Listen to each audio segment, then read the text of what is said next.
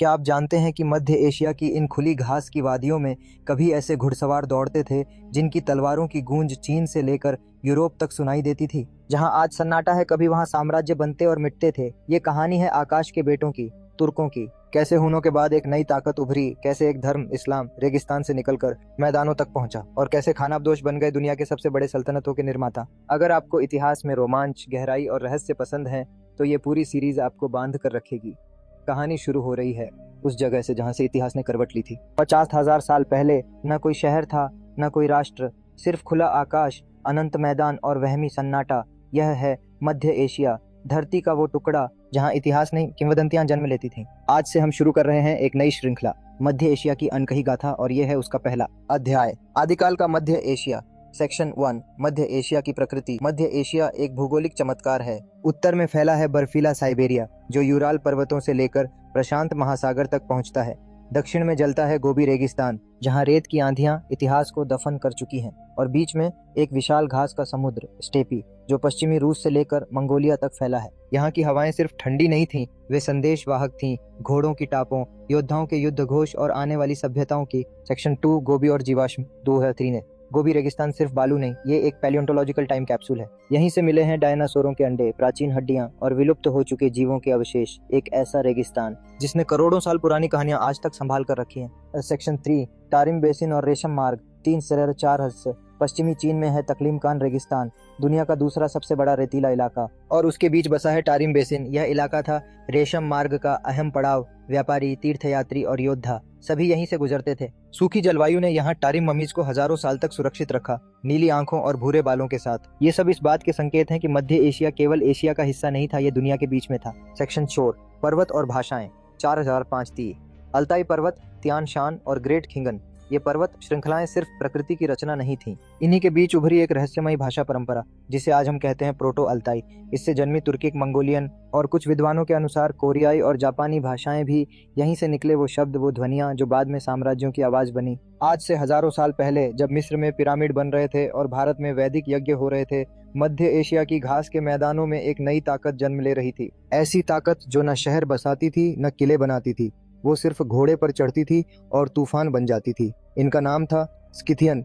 इन्हें न कोई रोक सकता था, न पकड़ सकता था। ये दुनिया के पहले घुमंतू योद्धा थे, जिनके घोड़े ही उनके घर थे और धनुष उनकी भाषा। स्किथियन सभ्यता लगभग 8000 ईसा पूर्व से 300 ईस्वी तक फैली रही। इनका इलाका था आज का यूक्रेन, कजाकिस्तान, रूस और मंगोलिया। घोड़ों की मदद से इन्होंने पूरे स्टेपी क्षेत्र को अपने नियंत्रण में ले लिया। इनके पास था छोटा लेकिन घातक धनुष, ऐसा धनुष जो घोड़े की पीठ से चलाया जा सकता था। तीर हवा में निकलता और दुश्मन की छाती चीर देता। स्किथियन सिर्फ योद्धा नहीं थे, ये कलाकार भी थे। आज भी उनकी कब्रगाहों में हमें मिलते हैं सोने के हिरण, शेर, बाज और पौराणिक जानवरों की नक्काशी। ये सोना सिर्फ गहना नहीं था, ये ताकत का प्रतीक था। और उनकी कब्रें वो साधारण नहीं थीं। एक राजा के साथ दफनाए जाते थे, उसके घोड़े, उसके हथियार, यहाँ तक कि कई बार उसकी पत्नियां भी। ये सभ्यता बाद में धीरे धीरे पश्चिम की ओर सिमट गई, लेकिन इसके बाद आए उनके उत्तराधिकारी, सारमतीय। सारमतीय भी उसी स्टेपी से निकले, उन्हीं की तरह घुड़सवार, उन्हीं की तरह घुमंतू, पर ये लाते थे एक नया हथियार, भारी कवच और लंबा लांस। इनकी सेना में होते थे बख्तरबंद घोड़े और 3 मीटर लंबे भाले। इन सारमतियों ने रोमन साम्राज्य तक को युद्ध में उलझा दिया। इतिहासकार मानते हैं कि यूरोप में जो नाइट्स की कल्पना बनी, वो इन्हीं सारमतीय योद्धाओं से प्रेरित थी। एक दिन ये दोनों सभ्यताएं इतिहास की रेत में दब गईं, लेकिन इनकी गूंज आज भी है। हर बार जब कोई घास का मैदान सन्नाटा बोलता है, हर बार जब कोई घोड़े की टाप सुनाई देती है, तो शायद कोई स्किथियन या सारमतीय योद्धा अपने पुराने रास्ते से गुजर रहा होता है। बिल्कुल के पूरी तरह कहानी शैली में।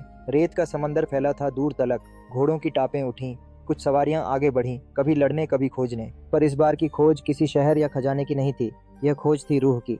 7वीं और 8वीं शताब्दी का समय था। अरबों के हाथों इस्लाम अब फारस, खोरासान और ट्रांसोनक्सियाना तक पहुंच चुका था, और वहीं तुर्कों की मुलाकात इस नए मजहब से हुई। शुरुआत टकराव से हुई। अरब सेनाएं आईं, तुर्कों ने मुकाबला किया, कभी जंग कभी समझौते, लेकिन असली रिश्ता तो वहां बना जहां जंग नहीं, संवाद हुआ। सूफी आए, न तलवारों के साथ, न कानून की किताब लेकर। वे आए दिल की बातें लेकर, एक खुदा की बात, एक आत्मा की राह।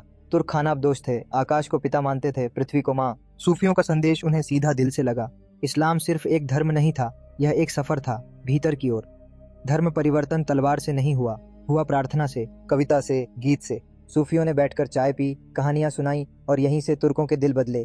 धीरे धीरे तुर्क इस्लाम से जुड़ने लगे, और एक दिन वही तुर्क अब्बासी खलीफाओं की सेना का हिस्सा बन गए।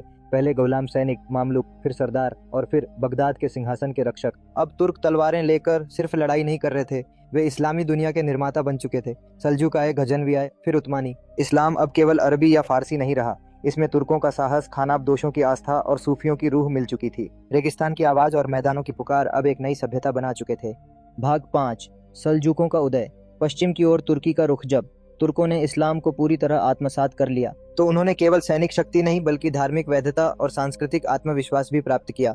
अब वे न केवल सेनाओं के आगे थे बल्कि इतिहास की धारा को भी मोड़ रहे थे। सल्जुक, रेगिस्तान से उठे बादशाह सल्जुक वंश एक ओघुज तुर्की खानदान था। उनकी उत्पत्ति अरल सागर और सिर दरिया के मध्य स्थित घास के मैदानों में हुई। सल्जुक और उसके बेटे तुगरिल बेग ने 11वीं सदी के प्रारंभ में खोरासान की ओर कूच किया और धीरे धीरे ईरान और इराक पर कब्जा कर लिया। में तुगरिल बेग ने बगदाद में प्रवेश किया और अब्बासी खलीफा से स्वयं को इस्लामी दुनिया का संरक्षक घोषित करवाया। इस क्षण ने तुर्की इतिहास की दिशा बदल दी। अब तुर्क केवल विजेता नहीं, इस्लामी राजनीति के केंद्र बन चुके थे। इस्लामी पुनर्जागरण का आरंभ। सल्जुकों के अधीन इस्लामी दुनिया ने एक नया सांस्कृतिक जागरण देखा। न केवल युद्ध कौशल में बल्कि वास्तुकला, दर्शन और धर्मशास्त्र में भी तुर्कों की भागीदारी बढ़ी। निजाम अल मुल्क, सल्जुकों का प्रधानमंत्री, इस्लामी प्रशासन और शिक्षा व्यवस्था का नया चेहरा बना। उसने बगदाद और निशापुर में निजामिया मदरसों की स्थापना की, जहां भविष्य के विद्वान जैसे इमाम गजाली तैयार हुए। तुर्क और ईरानी संस्कृति का मिलन। सल्जुकों ने ईरानी संस्कृति, फारसी भाषा और इस्लामी परंपरा को एक नई बुनावट दी। उनके दरबार फारसी साहित्य और कला के केंद्र बने। अब तुर्क, जो कभी खानाबदोश योद्धा थे, महलों में कवियों और दार्शनिकों के संरक्षक बन चुके थे। एशिया से अनाथोलिया की ओर एक ऐतिहासिक मोड़। 357 में सल्जूक सुल्तान अल्प अरसलान ने मंजिकर्त की लड़ाई में बीजेंटाइन सम्राट रोमनुस को हराया। यह केवल एक युद्ध नहीं था, यह अनाथोलिया, आधुनिक तुर्की के दरवाजे तुर्कों के लिए खोल देने वाला क्षण था। अब तुर्कों ने पश्चिम की ओर कूच किया। वे रेगिस्तान और मैदानों से निकलकर पहाड़ों, घाटियों और समुद्री तटों तक पहुंचने लगे। अनाथोलिया, जिसे पहले ग्रीक और अर्मेनियाई संस्कृतियां परिभाषित करती थीं, अब धीरे धीरे तुर्की रंग में रंगने लगा। ये था मध्य एशिया की अनकही गाथा का भाग 1, आदिकाल से सल्जूकों तक का सफर, जहां रेत, घास और पहाड़ों के बीच जन्मी एक ताकत जो इतिहास नहीं, एक तूफान थी। स्किथियन से लेकर सल्जूक तक हर कदम पर गूंजती रही घोड़ों की टाप और बदलती रही सभ्यताओं की धड़कन। लेकिन कहानी यही नहीं रुकती। अगले भाग में जानिए कैसे तुर्कों की यही विरासत बनी उस्मानिया सल्तनत की नींव, जहां एक मामूली कबीला बन गया दुनिया की सबसे बड़ी इस्लामी ताकत।